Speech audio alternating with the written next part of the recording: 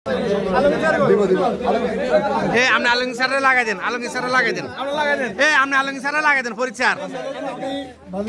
জয়লাভ করেছি ইন্টার কারণে, যেহেতু উনি প্রতিদ্বন্দ্বিতা করেছেন এবং আমাদের হাড্ডাহাড্ডি লড়াই হয়েছে, এই জন্য আমার ব্যক্তিগত পক্ষ থেকে উনাকে অনেক ধন্যবাদ।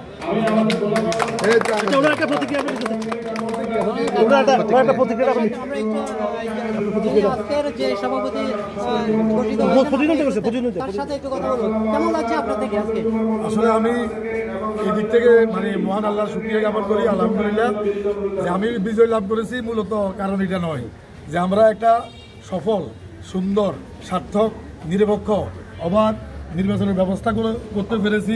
অনেক প্রতিবন্ধকতা দূর মানে ডিঙ্গিয়ে আমরা সেই 5ই আগস্টের পর থেকে বাংলাদেশের পরিবর্তিত পরিস্থিতিতে এরকম একটা নির্বাচন করার জন্য সর্বোচ্চ চেষ্টা করেছি।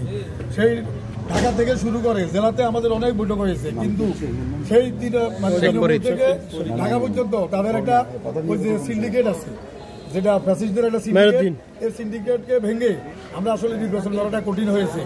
তো আমাদের কোম্পানিগঞ্জের সচেতন শিক্ষকদেরকে ধন্যবাদ যে আসলে এত বাধা বিভক্তির পরেও আজকে 374 জন ভোট দিয়েছেন, এসেছেন। তো যারা আমাদেরকে সহযোগিতা করেছেন, সাংবাদিক ভাইয়েরা, তারপরে যে আমাদের শিক্ষকেরা, পুলিশ ভাইয়েরা সহ আমাদের হিতাকাঙ্ক্ষী সকলকে আমরা আন্তরিকভাবে ধন্যবাদ জানাই। আর এই নির্বাচন একটা প্রতিদ্বন্দ্বিতাপূর্ণ নির্বাচন হয়েছে। আমরা আশা করি যে বাংলাদেশের প্রত্যেকটি প্রতিষ্ঠানে, প্রত্যেকটি সেক্টরে এভাবে যথাযথ নিরপেক্ষ নির্বাচনের ব্যবস্থা হবে এবং এই নির্বাচনের মাধ্যমে বাংলাদেশের রাষ্ট্রীয় ক্ষমতায় গণতান্ত্রিক একটা দল ক্ষমতায় আসবে, তারা মানুষের জনকল্যাণে কাজ করবে।